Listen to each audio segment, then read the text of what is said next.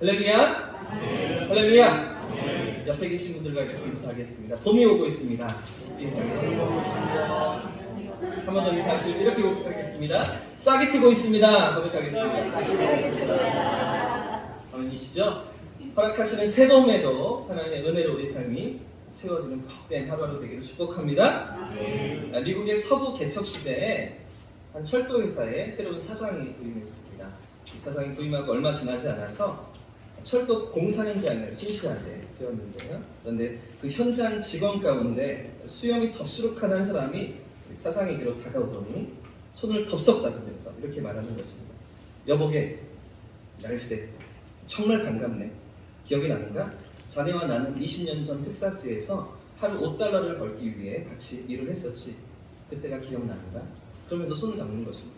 사장도 그를 알아보고는 반갑게 포옹을 했지요. 그리고는 이렇게 말했는데요. 정말 반갑네. 그런데 자네는 20년 전 그 $5를 벌기 위해 일했었는가? 나는 온전히 철도 발전만 생각했었다네. 무슨 이야기입니까? 같은 삶의 자리에 20년 전 있었지만 전혀 다른 마음으로 살아가고 있던 것이죠. 한 사람은 그저 $5를 벌기 위해서 가족을 부양할 생각만 하고 있었다면 또 다른 한 사람은 이 철도 발전이라는 큰 포부를 가슴에 품고 살아왔던 것입니다. 그 결과 20년이라는 시간이 지났을 때 어떻게 되어 있습니까? 전혀 다른 삶의 자리에서 살아가는 것이죠. 전혀 다른 삶의 모습으로 살아가는 것입니다. 여러분, 호리철리라는 말을 아십니까? 호리철리. 처음에는 아주 작은 차이인 것 같은데 나중에는 엄청난 차이가 되는 일을 가리키는 말인데요. 처음에 시작할 때의 작은 차이가 나중에는 엄청난 차이로 벌어지는 것이죠. 처음엔 너나 나나 별반 차이가 없던 선택인데 시간이 조금 지나서 보니 상상도 못할 결과로 달라져 있더라는 것입니다. 우리 삶에도 이런 일들이 종종 일어나게 되죠. 오늘 본문에 등장하는 이 두 사람이 바로 그런 모습입니다. 보아스와 기업 물을 자, 두 사람의 선택이 어떤 결과로 다르게 나타나는지 오늘 본문이 우리에게 보여주고 있는 것이죠. 지난주에 우리는 상당히 당황스러운 이야기를 보았습니다. 야밤에 보아스의 이불을 들고 그 이불을 들고 들어간 룻의 이야기, 상당히 충격적인 이야기를 3장에서 보았었죠. 아마 그 밤에 보아스는 상당히 놀랐을 것입니다. 전혀 예상치 못한 상황 속에서 룻의 인기척을 느꼈을 때 많이 놀랐겠죠. 그러나 동시에 어떤 마음이 보아스에게 있었을까요?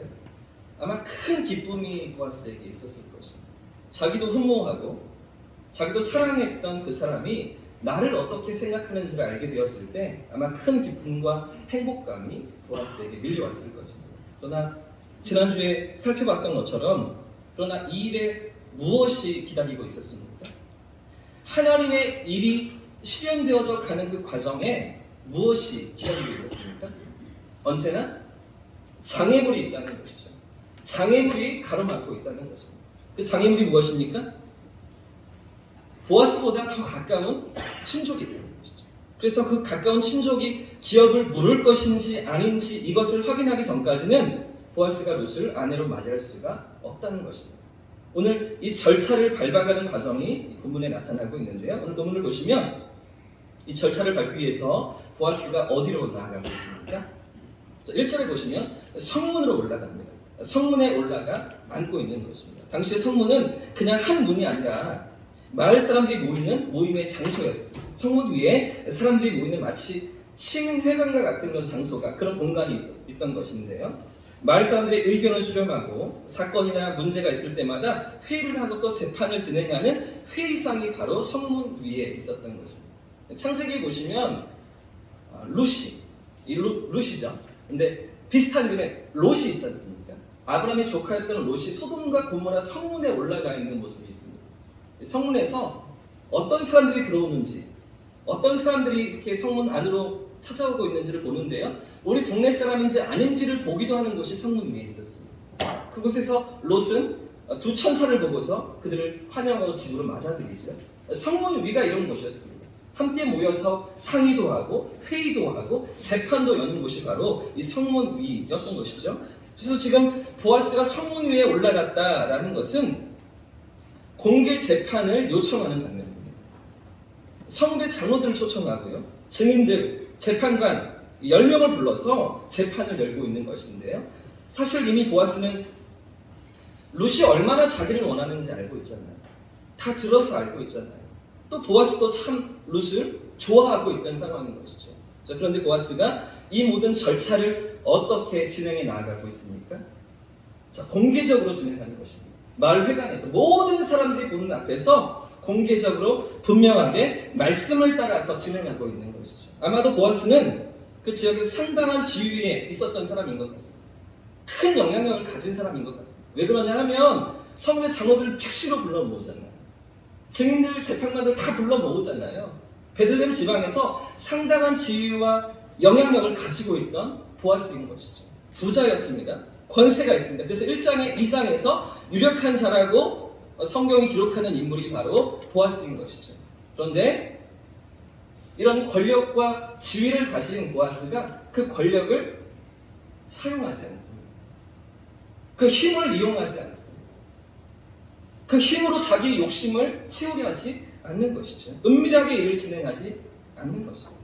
공개적으로 모든 사람이 보는 앞에서 말씀이 가르치는 그 절차대로, 그 과정대로 나아가고 있는 것이죠. 어쩌면 자기 손에 다 들어온 것 같은 기회이잖아요. 이미 다 잡은 것 같은 물고기이잖아요. 그런데도 전혀 자기의 욕심과 욕구를 따라서 일을 처리하지 않고요. 말씀이 규정하는 그 명령을 따라서 그 율법의 우선순위의 규정을 따라서 다른 사람에게 그 선택의 기회를 공개적으로 주고 있는 것이죠. 왜 이렇게 하고 있을까요? 왜 이렇게 어렵게 사는 것입니까?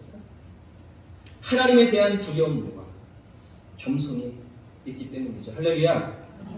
하나님 말씀에 대한 그 믿음이 그의 마음 가운데 있기 때문입니다. 그래서 절대로 편법을 쓰지 않습니다. 말씀의 기준을 따르고 있는 것이죠. 공개적으로 공정하게 이 일을 처리하고 있는 것입니다. 우리가 이 땅을 살아간다고 할 때, 우리가 이 땅을 믿음으로 산다고 할 때 우리의 믿음이 무엇입니까?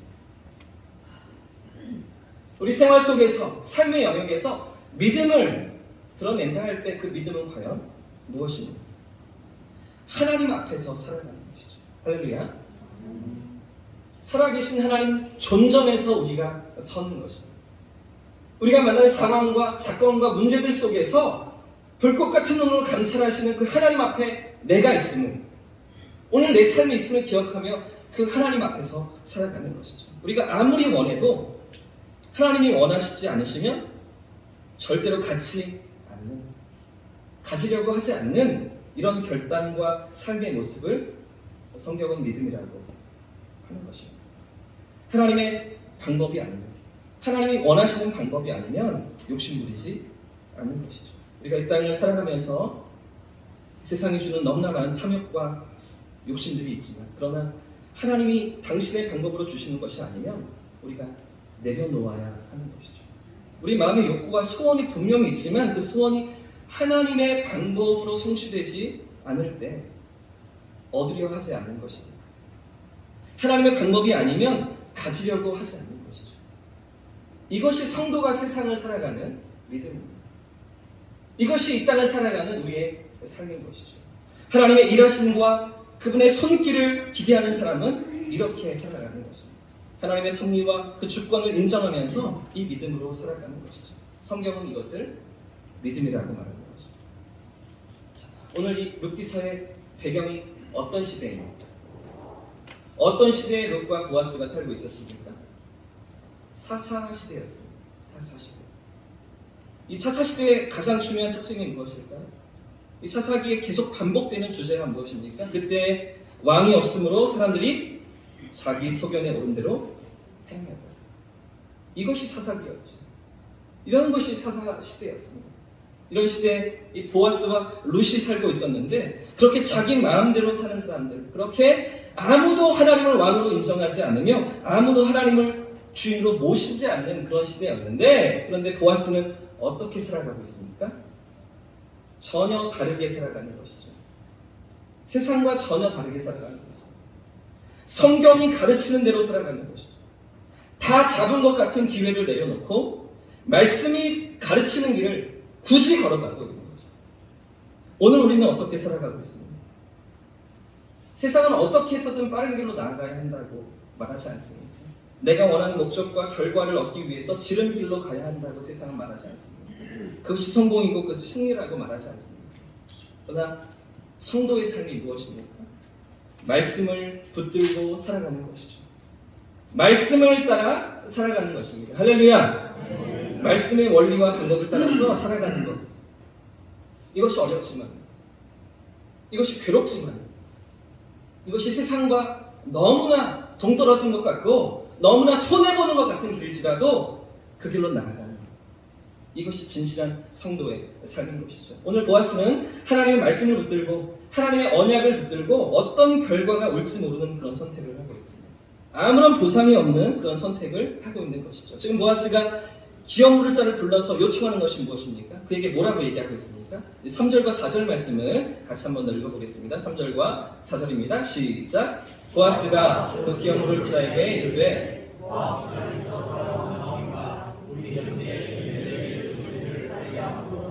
내가 여기 앉은 이들과 내 백성의 장로들 앞에서 그것을 사하고 내게 말하여 알게 하려 하였노라. 만일 내가 물으려니와 만일 내가 물으지 아니하거든 내게 구하여 알게 하라. 내 다음은 나요 그 외에는 물을 자가 없느니라 하니 그가 이르되 내가 물으리라 하는지라. 지금 보아스가 네가 이 나오미의 밭을 사라 이렇게 말하고 있는데요. 그럴 때 이 사람의 대답이 무엇입니까? 즉시 대답하죠. 그렇게 할게. 내가 살게. 이렇게 대답하고 있는 거죠. 이때 보아스의 마음이 어땠을까요? 이때 보아스의 심정이 어떻겠습니까? 무너지는 거죠. 완전히 내려앉는 거예요. 모든 기대가 완전히 사라지고 마는 건데요. 설마 했던 그 일이 지금 벌어지고 있는 거죠.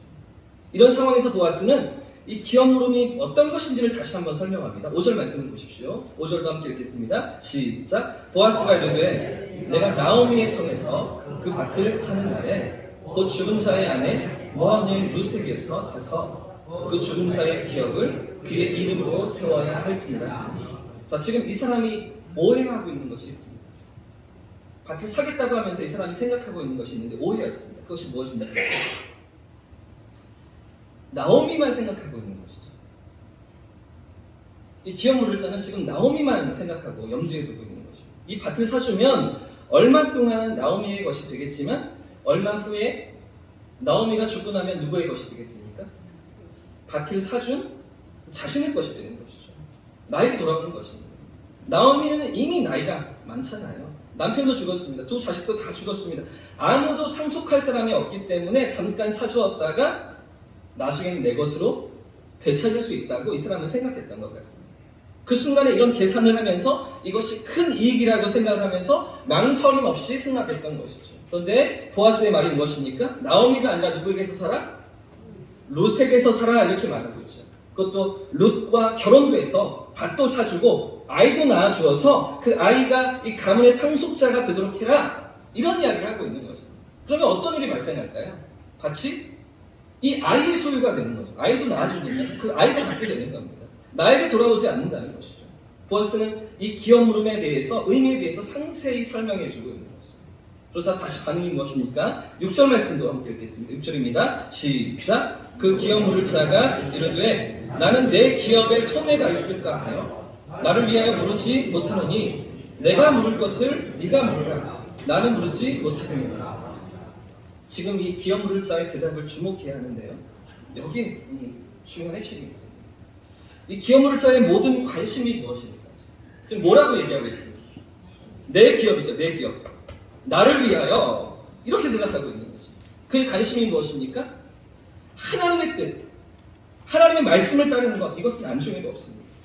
이 제도를 주시면서 이렇게 명령하신 하나님의 마음이 어떠하신지, 하나님의 뜻이 어떠하신지는 전혀 생각하지 않는 것이죠. 뿐만 아니라 이 제도 가운데 있는 가난한 이웃을 돌보라, 섬기라고 하신 하나님의 율법에도 전혀 관심이 없던 그였습니다. 무엇에만 모든 관심이 있습니다. 내 이익, 내 기업, 나를 위하는 것, 그 일에만 모든 생각이 있는 것이죠. 오로지 나 자신의 이익만을 위해서 행동하는 철저히 자기 중심적인 모습을 보여주는 것입니다. 손해보는 선택은 절대로 할 수가 없는 거죠. 그래서 신발을 벗어서 자기의 권리와 소유를 포기하게 되는데요. 이 신발을 벗는 것은 권리 포기를 의미해요. 권리 포기. 예전에 이런 말들 많이 하셨잖아요. 나 발을 뺀다. 나 이제 발을 뺄 거야. 요즘은 쓰나요? 그죠? 발을 뺀다. 신발을 벗는다는 게 발을 뺀다는 의미입니다. 내 손해가 명백해지자 그 일에서 발을 빼고 있는 것이죠. 그러나 우리가 분명히 보아야 하는 것이 무엇입니까? 오늘 이 기업 물을자는 자기 기업에 손해가 있을 것을 두려워하면서 발을 빼고 있지만, 그러나 정말 무서운 것이 무엇입니까? 지금 어디에서 발을 빼고 있습니까? 하나님의 계획과 섭리에서 발을 빼고 있는 것이죠. 하나님이 일하시는 그 현장에서 발을 빼고 있는 것입니다. 자기 이익과 자기 욕심의 눈이 멀어서 하나님의 섭리와 계획에서도 발을 빼고 있는 것이죠. 사실 이 사람도 유다 지파이잖아요. 이 사람도 부자입니다. 사실은 능력도 있고 기업을 누릴 만한 모든 조건과 충분한 자격이 있었는데도 불구하고, 그리고 그 기회가 그에게도 찾아와 있는데도 불구하고, 그런데도 하나님이 일하시는 그 생생한 현장에서 발을 빼고 있는 것이죠. 일이 얼마나 영광스러운 일인지를 모르는 것입니다. 일이 얼마나 존귀하고 복된 일인지를 상상도 하지 못하고 발을 빼버리고 마는 것이죠. 그러나 우리가 보고 있는, 우리가 지금까지 주목하고 있는 보아스의 선택은 무엇입니까? 아마 보아스 역시도 이 뒤에 감춰져 있는 영생과 복락을, 그 영광과 복락을 알지 못했을 것입니다. 그런데도 보아스는 어떤 선택을 하고 있습니까? 자기 이익에서 떠난 헤세드로 선택하는 것이죠. 사람들이 다 이기적인 선택, 다 자기 중심적으로 살아가는 삶의 모습 속에서도 보아스는 전혀 그렇게 살지 않고, 하나님이 우리에게 대해주신 것처럼, 하나님이 우리에게 그러셨던 것처럼 이 은혜와 믿음의 눈을 가지고 이 땅을 살아가는 보아스의 모습을 본문이 우리에게 보여주는 것입니다. 한결같은 사람, 변치 않는 사람, 이의 타산을 따지지 않는 그 헤세드, 그 인애를 베풀며 살아가고 있는 것이죠. 아무런 대가가 돌아오지 않아 오히려 많은 손해와 손실을 예상하면서도 말씀을 따라 살아가는 순전한 믿음의 모습을 오늘 보아스가 우리에게 보여주고 있는 것입니다.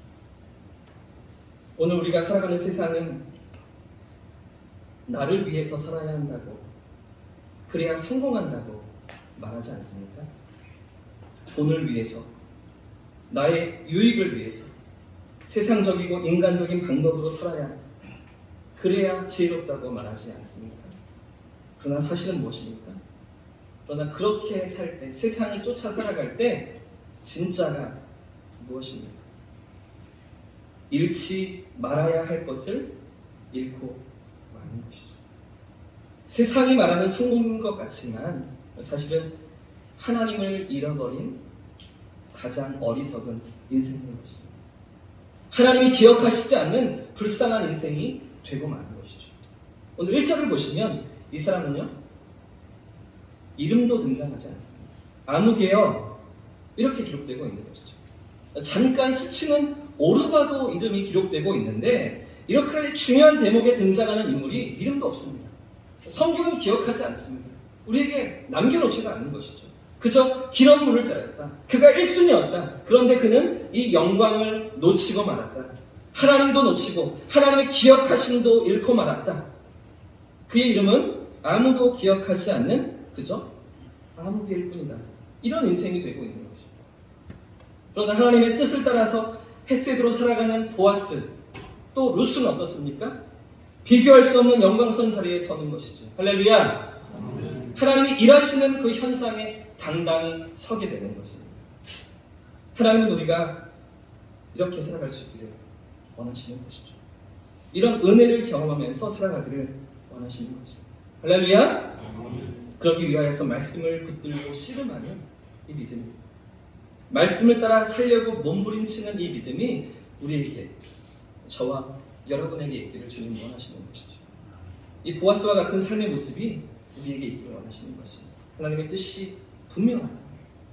하나님의 말씀이 분명하다면 어떤 손해나 희생도 기꺼이 감수하고 그 말씀을 따라서 나아가고, 그 말씀의 인도하심을 따라서 나올 수 있기를 주님 원하시는 것이죠. 자, 그럼 마지막으로 이 보아스의 삶이 우리에게 보여주는 가장 중요한 핵심이 있는데요. 이 보아스의 삶이 우리에게 보여주는 중요한 메시지가 무엇입니까? 이 보아스가 지금 무엇을 보여주고 있을까? 예수님의 십자가와 구원을 선명히 보여주는 것이죠.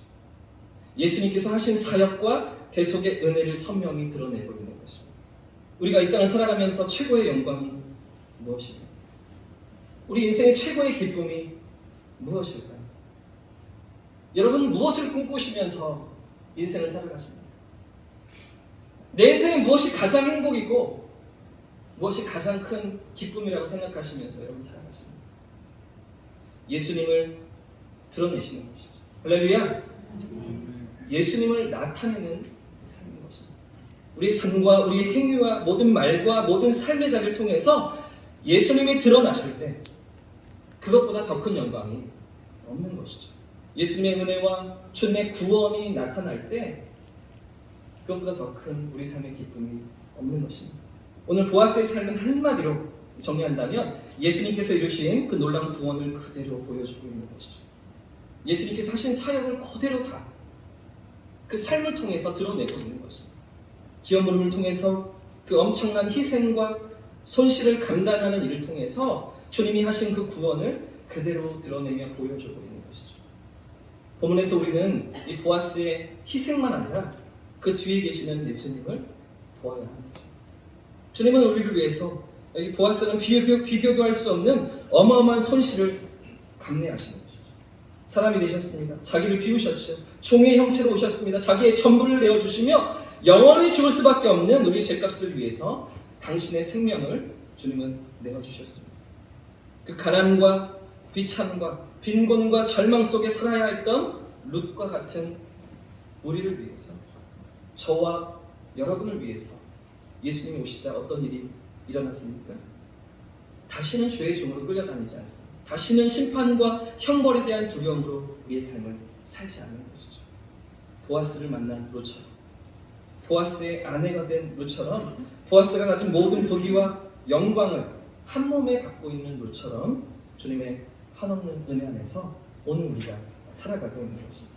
주님의 그 사랑과 은혜 안에서 안전함과 평안을 누리며 오늘을 살아가는 것이죠. 주님의 신부로서 주님이 가지신 모든 존귀와 영광을 누리며 살아가게 하신 것입니다. 오늘 보아스의 삶은 이것을 선명히 보여주는 것인데요. 예수님의 구원 사건이 더 선명하게, 더 생생하게, 더 아름답게, 더 구체적으로 우리 가슴에 다가올 수 있도록 보아스가 그렇게 살아내고 있는 것이죠. 우리가 이 땅을 이렇게 살면, 우리가 이 땅을 보아스처럼 살면, 하나님의 말씀을 따라서 믿음으로 걸어간다면 세상이 무엇을 보는 것입니까? 우리의 삶을 통해서 주님의 모습을 보는 것이죠. 이 땅에 오셔서 우리를 사랑하신 예수님을 우리를 통해 경험하게 되는 것입니다. 주님은 우리가 이렇게 살기를 원하시는 것이죠. 오늘도 우리의 삶을 통해서 주님이 나타나시고 주님이 드러나기를 원하시는 것입니다. 성도는 이 땅을 살아가면서 더 이상 생존을 위해 살아가지 않습니다. 나만의 안전을 위해서 살아가는 것도 아닙니다. 주님을 만난 이후에 보아스를 만난 룻처럼 먹을 것, 입을 것에 대한 모든 근심을 떨쳐버리고 다시는 먹고 사는 것으로 근심하지 않고 정말 주님이 원하시는 삶이 무엇인지, 그 삶의 모습이 어떠한 것인지를 알고 주님이 우리에게 기대하시는 하나님의 백성다운 삶으로 살아가는 그런 자리로 우리가 나아가는 것이죠. 가난하고 소외되고 아파하고 억울해하는 사람들을 만지고 위로하며 돌아보는, 정말 그들의 필요를 섬기고 채우는 하나님의 사람들로 우리가 살아가기를 주님이 원하시고 기대하시는 것입니다. 그렇게 살 때 주님이 어떻게 갚아주십니까? 그 믿음의 길로 우리가 나아갈 때 하나님께서 어떻게 채우십니까? 우리가 다음 주에 마지막으로 룻기서를 함께 보면서 확인하겠지만 이와 같은 헤세드의 삶을 살아가는 보아스에게 하나님 넘치는 복으로 채워주십니다. 상상도 못할 은혜를 베푸십니다. 구체적으로는요, 베들레헴 성읍의 그 모든 사람들이 다 함께 축복해 줍니다. 그 주변에 있는 모든 사람들이 이 룻과 보아스의 결혼을 축복하면서 하나님의 복을 빌어주고 진정으로 이들의 삶을 기뻐하면서 즐거워하는 것이죠. 그리고 그들이 축복해준 그대로 하나님께서 응답해 주시는데요. 그들이 복을 빌어준 그대로 넘치는 복을 이 두 사람의 삶에 채워주시고 공급해 주시며 상상도 하지 못한 놀라운 일들을 이루어 가시는 것. 우리가 다음 주에 보게 될 것입니다. 내 기업과 나만을 위해 사는 삶이 아니라 주님과 이웃들을 위한 삶, 사랑을 실천하며 나아갈 때 그때 하나님이 일하시는 것이죠. 할렐루야. 하나님께서 책임지시는 것입니다. 하나님께서 갚아주시고 하나님께서 보상하시는 것이죠. 이런 놀라운 은혜가 저와 여러분의 삶 가운데, 우리 교회 가운데 가득하기를 예수님 이름으로 축복합니다.